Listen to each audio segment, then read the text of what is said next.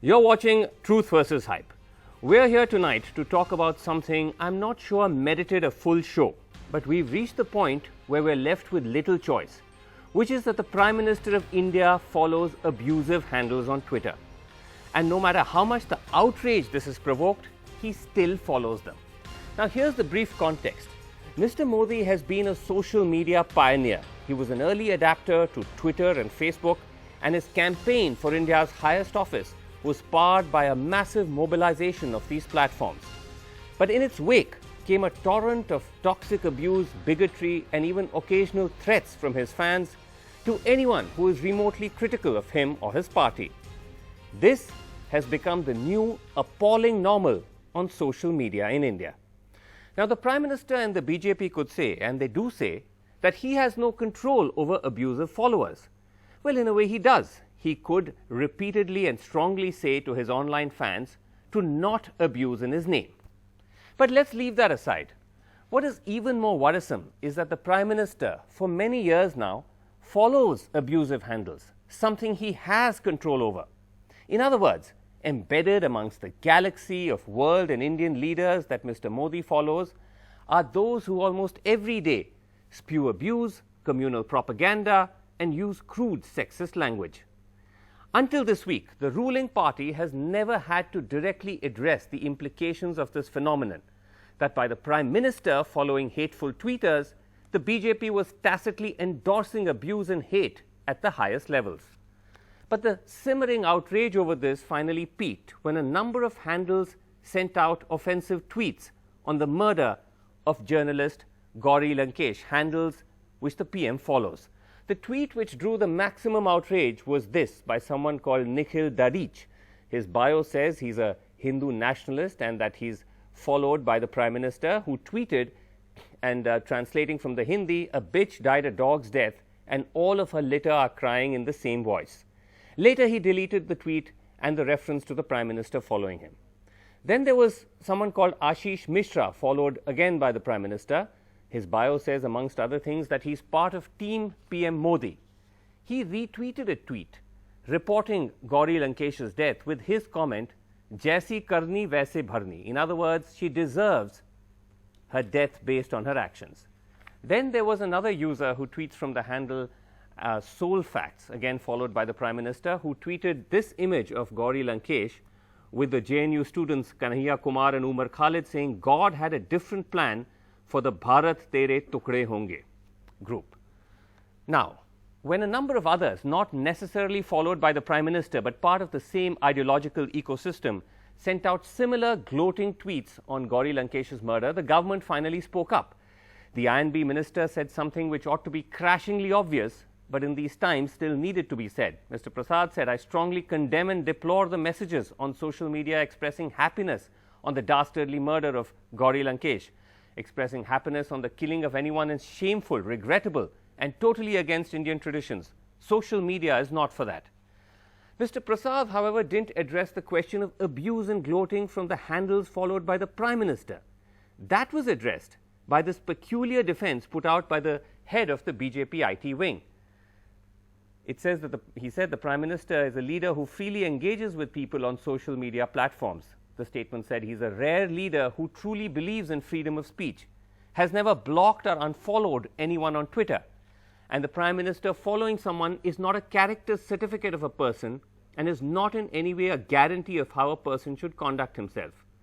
For instance, the statement said the Prime Minister also follows Arvind Kejriwal, even though Mr. Kejriwal himself has used derisive language towards the PM. And finally, the statement lapses into what we call whataboutery, pointing out that both the Congress and AAP also have abusive followers. Now, this is a specious argument at many levels, but let's tackle the core of it. Are the abusers that Mr. Modi follows ordinary people, the selection of whom has nothing to do with an endorsement? We analyze, along with inputs from the fake news busting website Alt News, the profile of a sampling of abusive handles Mr. Modi has followed. Now, let's look at someone called Rahul Kaushik, followed by the Prime Minister. A sample of his views can be found in this tweet he sent out in January 2015 in context with a falsely created controversy over the then Vice President of India, Hamid Ansari, not saluting the flag during Republic Day. Why is this abusive term, Hamid Ansari didn't salute the national flag, comparing RSS org with that bastard Hamid Ansari. Well, only a traitor can do so. Rahul is seen here with the Prime Minister at an event held to felicitate these pro-BJP or pro-Modi tweeters. The same special treatment for someone called Ankit Jain, who tweets under the handle Indian Tweeter and followed by the Prime Minister, who uses the kind of language so abusive that we've had to actually blur out this tweet. Now, he was also invited to the same event where the Prime Minister met these tweeters. In 2015, in fact, the Prime Minister wished Ankit Jain on his birthday. There's also enough evidence that not only are abusers granted a photo op with the PM, but they may also be promoted to formal positions within the BJP. Take a gentleman called Suresh Nakhwa, again followed by the Prime Minister. In 2011, tweeted this abuse to someone he was locked in an argument with. He called him words which I can't use on camera, but also said, "You confirmed you're a product of rape, balatkar ki paidaish."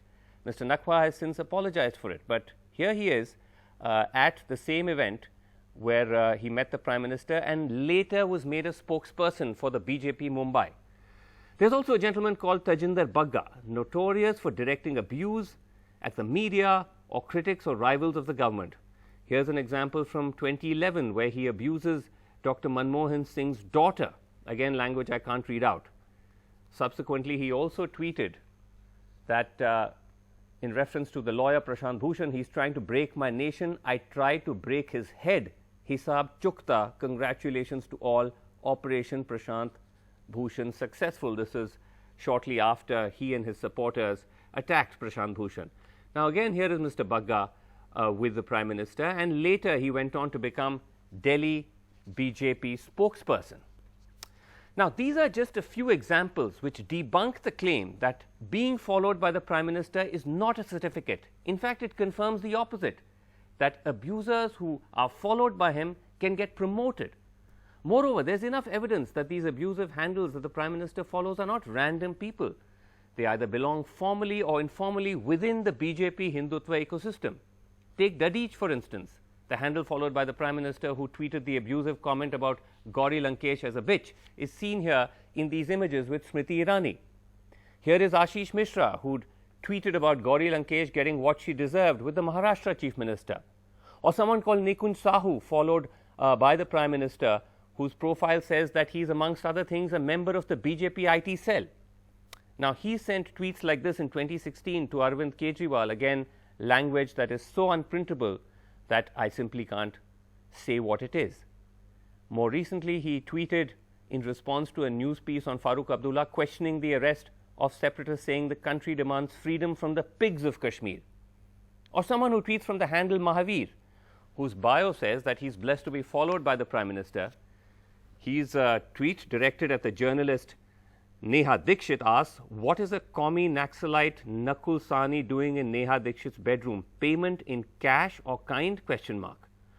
He also sent a tweet to someone called Navendu Singh, which again uses language about mothers, which is so abusive that I can't read it out.